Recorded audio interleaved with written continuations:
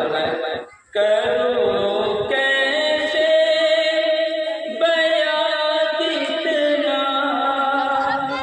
है तुझसे प्यार मेरी माँ, करो कैसे बयां कितना है तुझसे प्यार मेरी माँ, नहीं अल्फाज हैं जिनसे करूँ इज़हार मेरी माँ, तू भूखी भी रही लेकिन, ये सिर्फ किसके लिए?